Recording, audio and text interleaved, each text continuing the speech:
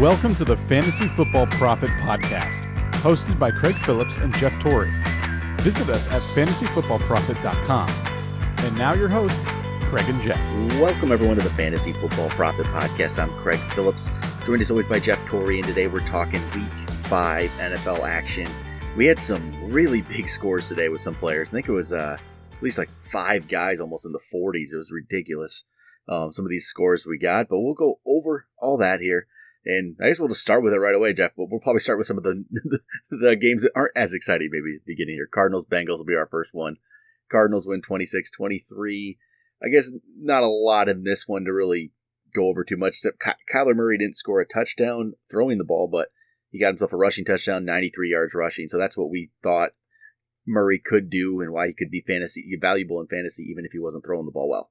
So that's pretty much exactly what we thought he could do. And not a bad showing, not a great showing, but I think he'll get better at that, more consistent. If he can add some some throwing touchdowns, he could be Lamar Jackson like, at least from the beginning of the year, Lamar Jackson. Yeah, he's been pretty good as far as rookies go this year. 3 out of the 5 starts, he's gotten over 20 points if you're doing standard. You can't really ask for much more than that. And you're right. I think he is only going to get better.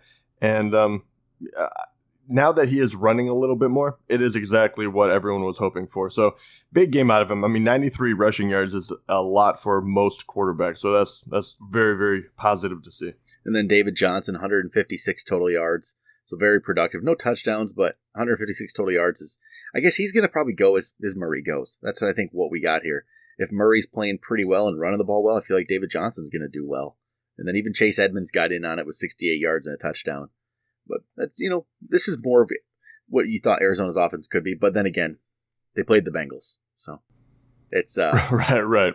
And Larry Fitzgerald, 6 for 58, not much there. Not much really in the passing game. But Bengals side of things, I guess it was good to see Joe Mixon actually play a little bit better here with 109 total yards. No touchdowns, but he looked better finally. And again, maybe this is playing the Cardinals. That's part of it is who these two teams were playing. They had to go down to a level where they're both at and Mixon looked better. And Tyler Boyd was great, 10 for 123 and a touchdown. With really no one else to throw the ball to. He had 14 targets. Yeah, he continues to impress. That's a two-pony show right there. Mixon or Boyd, everyone else in my mind is kind of unstartable at the moment.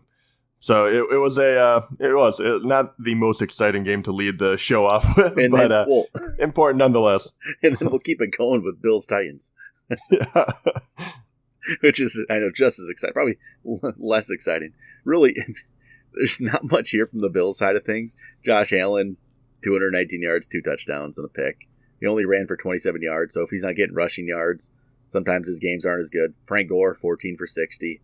Really like to see Devin Singletary back there and see what he can do. That's going to be a lot more interesting of an offense. And then, John Brown, 5 for 75. He continues to be pretty decent, but nothing too special here, really. And Titans. No. Mariota's not very good.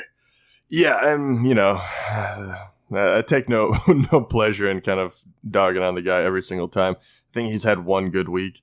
But it's bad. I mean, it's bad all the way around. And obviously, when he's playing like this, Buffalo does have a very good defense. I think that is kind of understated because they're 4-1 right now, and their offense is nothing special whatsoever. Their defense is real deal. So Tennessee had a hard time getting it going. The only bright spot here is Derrick Henry still was able to pull it out. 20 carries, 78 yards, and did get in the end zone. So once again, Derrick Henry was playable. So he is the bright spot on the team. Yeah, and if you bought into the A.J. Brown, Corey Davis thing after last week, they did nothing for you. 2 for 28 for Davis, 2 for 27 for Brown. And that's going to be the tail week in and week out. Every once in a while, they'll have a very good, they'll have a good game because they're talented players. But, like we've said so many times before, this offense is not made for consistency or for fantasy relevant players, most weeks. Well, then how about I think this is probably the biggest surprise of the week. Raiders beat the Bears 24-21. I did not see this coming at all, I would say. And for the Raiders, really shocked me was Josh Jacobs being able to run for 123 yards and 2 touchdowns against this Bears defense. That was impressive. Very impressive. And even more so, he didn't have one long run like you'll see, like we'll talk about Fournette later or something, where 21 was his longest run out of 26 carries. So he was just methodical. I mean, he looked like the real deal today. It was very, very fun to watch. I mean, I don't want to take anything away from the Bears. I think their defense is very good. I don't think they really played poorly today. I just think Josh Jacobs kind of rose to the occasion. And he's literally it, though, for the offense, for fantasy purposes. Nothing else there on the Raiders side. But they won, though. But the funny thing is, in that Khalil Mack trade, the Raiders' first-round pick they got from the Bears is Josh Jacobs in that deal. And Jacobs goes and they use it against the Bears and Khalil Mack, who Mack had 3 tackles. That was it. So, hey, maybe the Ravens maybe not as bad of a trade as we thought, right? Maybe they're secretly geniuses. I don't know. Probably.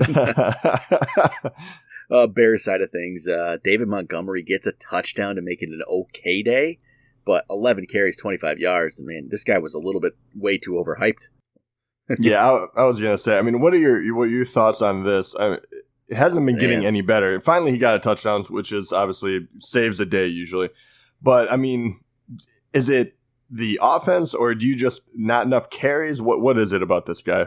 I think a lot of it's the offense too. And Chase Daniel doesn't scare anybody, and then Mitch Trubisky wasn't scaring anybody. They can stop this run, and I don't know. He's going to probably continue to get decent volume, but man, it's just not there right now. And he'll remain like starter level because of bye weeks, but he's at the borderline. He's like a flex play at this point. And it's only because there's going to be people on bye weeks. I got to see more from this. I got to see something. Yeah, without doubt. He'll get goal line work. Like I said, that's what can save it.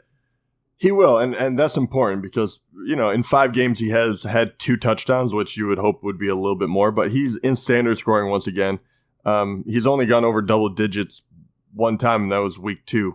The other time he actually scored a touchdown. So, when you put him in, he hasn't necessarily killed you, but he is, he's definitely hurt you when you had to draft him as high as you did. And I don't see it particularly getting any better for him. But then a really good game from Allen Robinson, 7 for 97 and 2 touchdowns. He's kind of up and down, though. He's had a couple good games, couple games where he's not really there. But I like to see these good ones, but he's definitely probably their main target. Yeah, that was an interesting one, too, watching with Chase Daniels at the helm. Obviously Robinson is their number one, but I don't understand the up and down swings like you were talking about. They just seem a little too crazy, and especially when you look at the targets, he was able to really capitalize when he had 7 receptions on 8 targets. But Anthony Miller and Tariq Cohen both had 7 targets, so only 1 behind him. It'll be interesting to see. I can kind of see that consistency swaying throughout the year continuously, just because I haven't seen anything from this offense that makes me believe they can put in place something that will kind of give him a floor, if you will. And especially when teams start seeing this, he's by far their best wide receiver this year. So you should see them try to shut him down more and more. It was nice to see Anthony Miller get those 7 targets finally, but it's hard to be excited with the way the offense has been playing. So very true. Then next game, I know I talked about all these big games. We haven't got to any of them yet. I swear we're getting to them. It's going to happen. Here's one. Saints-Bucks. Saints win 31-24. And really great game from Teddy Bridgewater. 314 yards, 4 touchdowns. It took him a few games to get in the swing of things, and now all of a sudden he's looking like he could be a starting quarterback in the NFL. Yeah, he had some really nice throws on there too. This by no means is this a guesswork or just a very good game out of nowhere. The entire game, he played very, very well. I mean, 26 out of 34 for 314 yards, 4 TDs, and even the interception, he threw it a little bit behind Kamara, but that could easily have just been, more than likely, it should have been just batted down. Kamara tried to do a little too much with it, and it bounced up in the air. So I'm very, very glad to see that. And really, it doesn't necessarily, in my mind, doesn't make Bridgewater.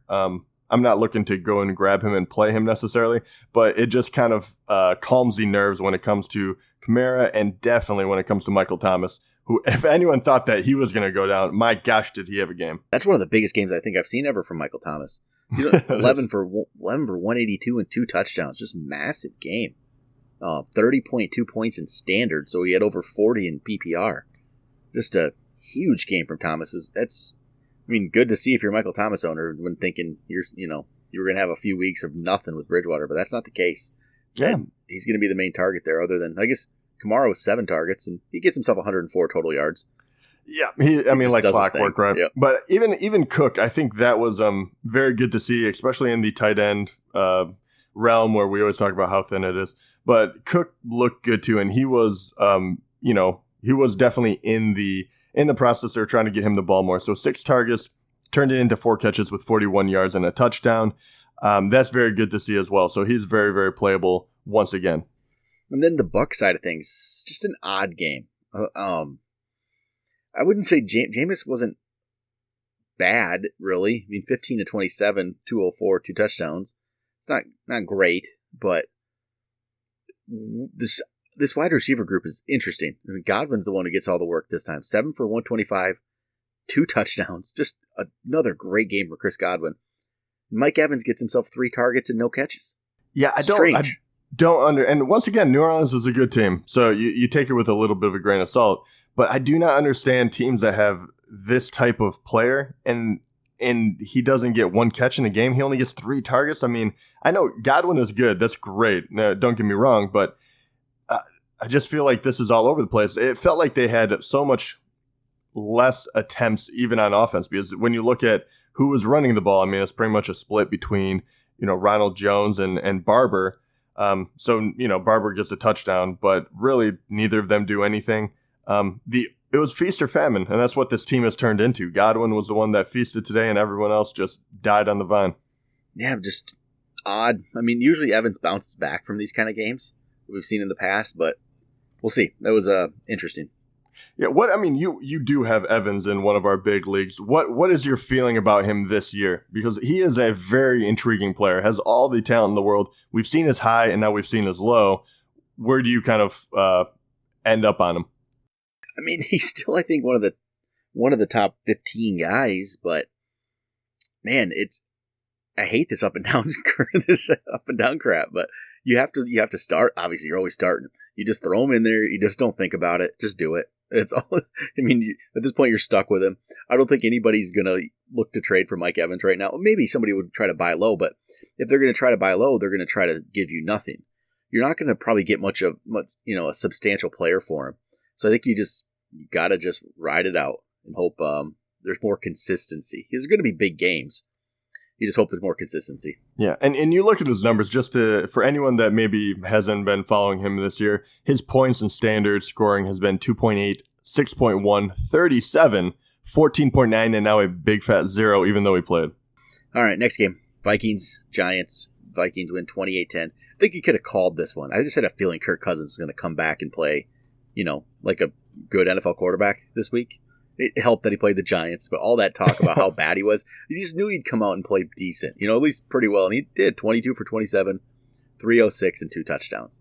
And he goes and gets Thielen, who sort of kind of called him out maybe, a little bit. But Thielen gets 7 for 130 and 2 touchdowns. So it all worked out, right?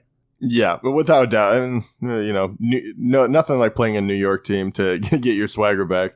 But I think once again, the great story is Dalvin Cook. I love seeing Cousins do better, but I still have to see a little bit more of him. Same thing with Thielen. But Dalvin Cook has turned into just a bona fide superstar, and this is what I absolutely love to see. So you have 132 rushing yards. No touchdowns, but obviously still insanely good. And then he has 86 receiving yards as well. He's turning into Kamara, but with maybe more touches. It could get to that scary of a place if Cousins stays on the straight and narrow as far as the quarterback play. Well, it's come to the point now where I've ranked Cook ahead of Kamara for 2 straight weeks in the rankings. Cook was my number 2 running back this week. And you weren't wrong. I think he's going to finish 5th or something because he wasn't able to get a touchdown. But the yardage. This guy is just unbelievable. He really is. And then I guess the Giants side of things, I have nothing to talk about here. I mean, Barkley will be back next week, hopefully. There we go. Yeah, exactly. That's it. It's just really, honestly, Evan Ingram kind of disappointed. There's nothing here. I mean, I don't care about that team. I'm sorry. I got nothing else in. Eagles beat the Jets 31-6. I'm talking about another team I don't care about. The Jets. Ouch. That's They they desperately need their quarterback to come back. I don't even think we can even say much about them either. Sam Darnold hopefully comes back. That will change things because other than that, it's just ugly. I mean, Bell made it okay with 88 total yards, and if you're in PPR with him, he had 7 receptions, so he made that worthwhile. But the receiving core, nothing going there. 1 for 16 for Robbie Anderson, 2 for 10 for Jamison Crowder. Just brutal. And honestly, I don't think that Darnold coming back will help anyone else, but I do think that it will help launch Bell back up to a very comfortable situation for him. But other than that, I have no faith in anyone else on this team. Well, there's not even really much to add for the Eagles in this one, just because it was such a blowout. They didn't need to do anything. Howard was better than Sanders by far today. I guess there's that, which it's going to go up and down between those two all year. Yeah, and we know this too. I know that there's always speculation about how good rookies can be. But, I mean, between Miles Sanders and Montgomery, I think it's safe to say that at least in the first half of the season, that's why they're rookies. And, you worry about this, but we're seeing it on display, unfortunately. Yep, Ertz gets himself a touchdown, make it a decent game, but they didn't need to do anything. So it's just one of those type games. Ravens beat the Steelers 26-23 in overtime after Steelers are down to their third string quarterback now. Lamar Jackson threw 3 picks. That was not great. Not really a good fantasy day at all for him, but he gets 70 yards rushing, where he takes what on any other quarterback would have just a brutal day. He at least gives you something. It's not good, but it's 70 rushing yards helps you. Yeah, without doubt. And it doesn't look like he's hanging his head. He's making jokes about it. That's what I like to see, because not everything is going to be perfect with this guy, but this is by far his worst game so far. And Pittsburgh, we thought that this would be a slam dunk, honestly. They haven't been playing well. We thought he would be able to put up a lot. The last 2 games, the interceptions did obviously start piling up, but I think it's something correctable. I'm not panicking by any means. If you look at the 4 games before this, he's been phenomenal. I like the fact that he's shaking it off, and as you said, when you can get that baseline, what we love about him so much, even when he doesn't have a good game, he doesn't kill you. Then Ingram gets himself a touchdown. Not much on the ground there, though, 19 for 44, but gets a touchdown.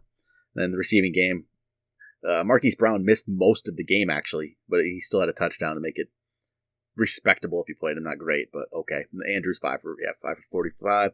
Snead led the team in yards there, 4 for 51. Willie Snead making an appearance. Then on the Steelers side of things, I mean, that what the heck is this guy's name? Delvin Hodges? I don't even know what his name is. This third stringer here they put in there. Yeah, Devlin Hodges, 7 of 9 for 68 yards after Rudolph was knocked out. Not much there for James Conner gets a touchdown, but again, a 14 for 55 type day. He's not terribly impressive. No, and he's not.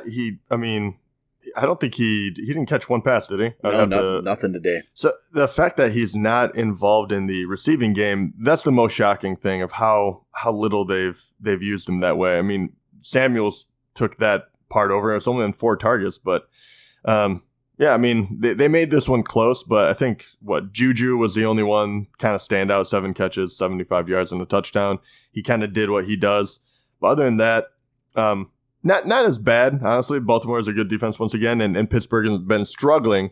But, you saw glimpses of good stuff, but nothing for me to really grasp onto. I think it's Juju all the way, and that's about it for me.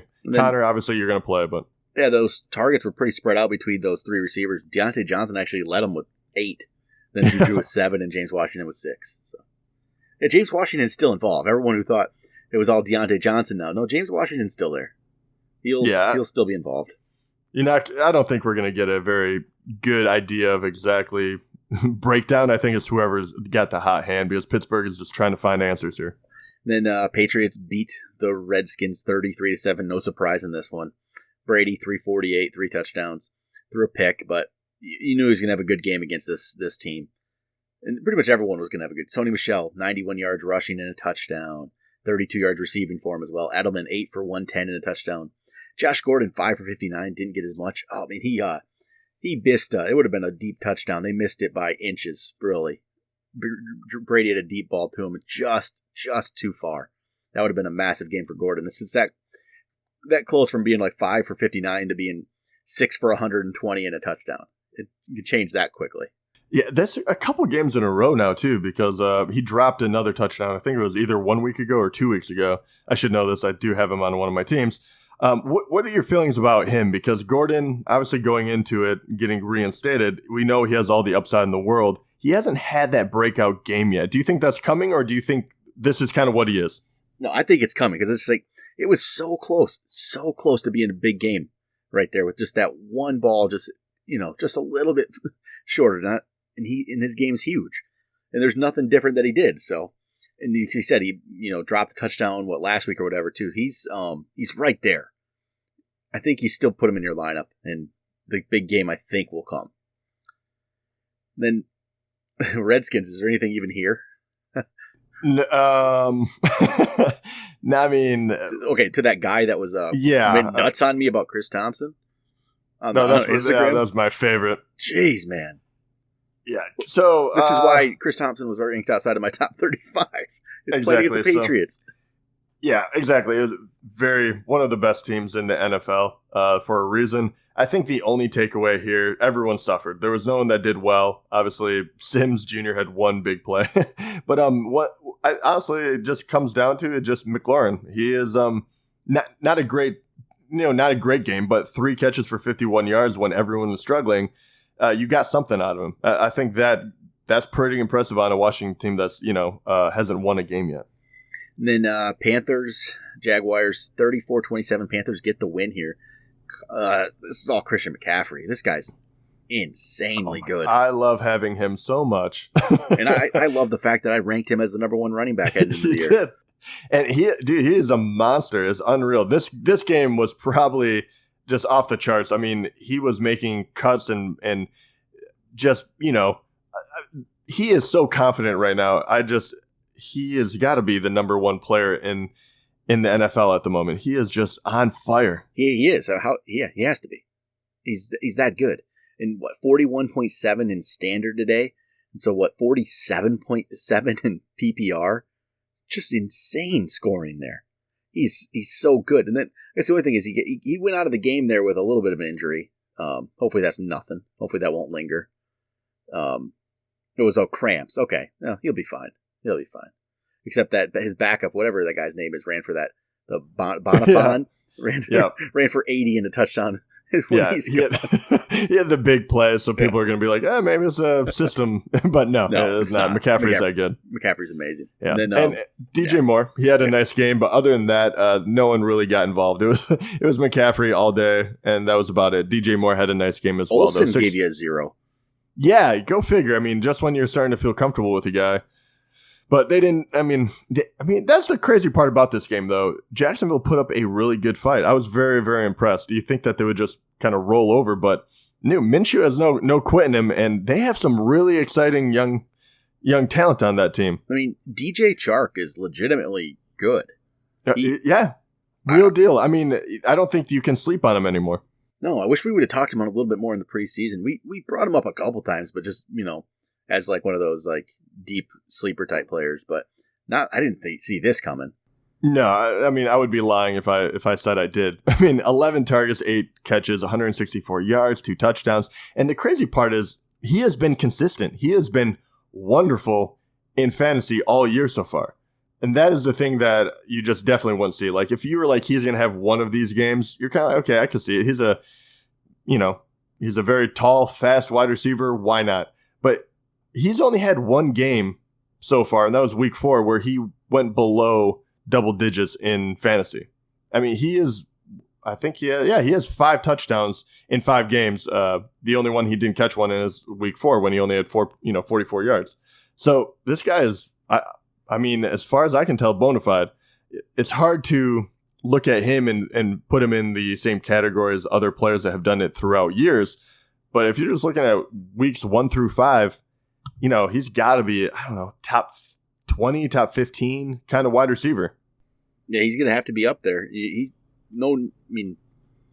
In 3 receiver leagues, he's starting for sure. In borderline in 2 even on some with these bye weeks coming up. He's there. He's close. I mean, he was ranked as the 9th best wide receiver before this week occurred. Yeah, he's going to be way up there. Yeah, it's pretty impressive. And Fournette, once again, he has a long run, which is unusual for him, it feels like, but for 48 yards. But over 100 yards and a touchdown, he's getting his groove back as well. So I think Fournette last week, he went nuts and go for over 200. But I think it was maybe the week before that, he had that other game where he had another huge run that after he didn't really do much either. He's been putting, good numbers together. He's been better than people were giving him credit for before the year. That's for sure. He has almost 140 total yards, a touchdown. It's a good game for Fournette. And then, D.D. Westbrook 7 for 82. That was nice. 11 targets. What do you make of Minshew? I have to ask. He keeps impressing. He does. There's something about him. He just plays. Okay, he needs to play over Nick Foles. I honestly think that when Nick Foles even comes back later on in the year, there's no way Nick Foles takes his job if Minshew plays like this. There's something about him. He can play. I 100% agree with you. I know people will disagree with that, but I've seen Foles, and obviously everyone thinks about the the Super Bowl win, but we've seen him struggle mightily. And coming back off an injury, why would you take out a hot hand young guy that could be your possible future? I mean, he's been wonderful. Next game, Houston 53, Atlanta 32. That is actually the first time in NFL history that score of a game has happened. No kidding. Yeah, first time. That's an odd number to see 53. But Texans, Deshaun Watson, 426 yards, 5 touchdowns. Just an awesome game there from him. What else do you say? That was great. And the beneficiary of it wasn't DeAndre Hopkins. It was all Will Fuller. Yeah, finally. And I've been waiting for that. I really thought I drafted him in a bunch of leagues, and I was really wondering if I made a mistake. Hey, maybe he's, you thinking these big plays will come. As long as he stays healthy, he's been healthy. He hasn't really had these big plays, and today he got all of them out of his system. And he had 16 targets, 14 catches, 217 yards, and 3 touchdowns. He was phenomenal. And even with all that going on, Hopkins still manages 7 catches for 88 yards. So it just shows you the type of talent they really do have when they're clicking. Don't expect this every week from Fuller, but no, he'll be up and down. That's the type of player he is. But he has this ability, and that's the important part to remember. The thing is, if the defense is keying on Hopkins now, they'll just go to Fuller. That's all that. They're not going to hesitate. And if you got a healthy Will Fuller, this is what he hasn't been healthy, so he's never been able to put together any games like this, for a long stretch of time. So hopefully this time he stays healthy. We'll see what he can actually do here. That was really, really impressive day. Then Hyde gets himself 60 yards and a touchdown. All volume there for Hyde, 21 for 60. Yeah, below a 3-yard average on 21 carries. But, if you started him, you're fine with it. Duke Johnson, 9 carries, 59 yards. Clearly second in line there to Hyde. But still better production, really. But that'd be interesting. I still think they should see what he could do. Give him a little work. I do too, but I don't see that happening. I don't see that. Yeah. Broncos beat the Chargers 20-13. Another surprise game today. Broncos get their first win, and Joe Flacco threw the big touchdown to Sutton. Give Sutton a good game off a 70-yard touchdown, 4 for 92 for Sutton there. Not much else in the passing game for the team. Emmanuel Sanders, 1 for 9. 1 catch for 9 yards. Philip Lindsay, though, looks really good. He looks really good today. It makes me feel so good that you say that. And the crazy part is, he's going to be all over the highlight reel. But once again, these splits were almost down the middle. 15 to Lindsay, 13 to Freeman. And Freeman wasn't bad. He really wasn't. I hate to say this. I could just pile on Craig because we always have this epic battle about Lindsay Freeman. But Freeman averaged, 4.7 yards per carry, 61 yards. He was fine. But Lindsay was just a difference maker today. Huge game, and added 33 yards in receiving on top of his 114 rushing. So that was great to see. There's a lot of good things on this one. I'm not sure what happened with the Chargers today, to be honest. But you'll wonder if that defense will change because I haven't heard confirmation, but I believe Bradley Chubb blew out his ACL, is it? So that will definitely affect their front line. So we'll see how that kind of, hurts their D. Well, the Chargers don't get an offensive touchdown. They got the punt return touchdown. And just nothing here. Melvin Gordon comes back and 12 carries, 31 yards, and 4 catches for 7 yards. Just not good. And Austin Eckler didn't get any carries, only 3 carries, but he received 15 catches. 15. That's insane. 15 catches for 86 yards. So obviously he's not going anywhere, but you're wondering if they're gonna eat each other's production because Melvin looks like he's gonna get all the work as far as rushing. Eckler will get all of it receiving, and you're kind of hoping dealer's choice on who's gonna get the touchdown. But it's a strange game though for them. Obviously, Rivers did not play very well, and other than that, I mean, they completely shut Keenan Allen down, which you haven't really seen this year. That was very interesting. But they tried to get Williams involved for the first time, and he got targeted 13 times, but he was only able to bring in 6 of them, which is, it's great to see him get 74 yards. Maybe they can get him jump-started, but, not the game you were hoping when they really try to force the ball as well. And how about Packers 34, Cowboys 24? I like seeing the Cowboys lose. I just do. I don't know. I just enjoyed that. But I'd like to see the Packers lose though too. But I really like to see this from Aaron Jones. Man, I feel really good about my Aaron Jones hype of the preseason right now. 4 touchdowns. I mean, the Aaron Jones is not. 4 touchdowns is a lot for anyone. But that didn't surprise me as much as if you're telling me you're going to score 34 points and you're going to beat Dallas, I would have to think that Aaron Rodgers will be a bigger part of the game, and he just wasn't. And he was fine. They just didn't need to end the drive with him scoring. Yeah, and do you think how much of it was because Devontae Adams was not playing? Could be part of it, and it's just where they end up getting the ball down there, and it's just going to give it to Jones, I guess, and it's just the way it worked. It's an odd one, but it's not even. Jones didn't even just do the 19 for 107, 4 touchdowns. He also caught the ball 7 times for 75 yards. Yeah, that's the crazy part. Without him, Aaron Rodgers has, 150 yards passing? No one did. And that was the crazy part. I know people were really wondering if MVS was going to step up or Jimmy Graham, but no. Literally, no. And I think Jimmy Graham was next in yardage for receiving with 41 off of 3 catches, and it just got worse from there. So very interesting. And they won doing it. Which is, I think, a huge feather in Aaron Jones' cap.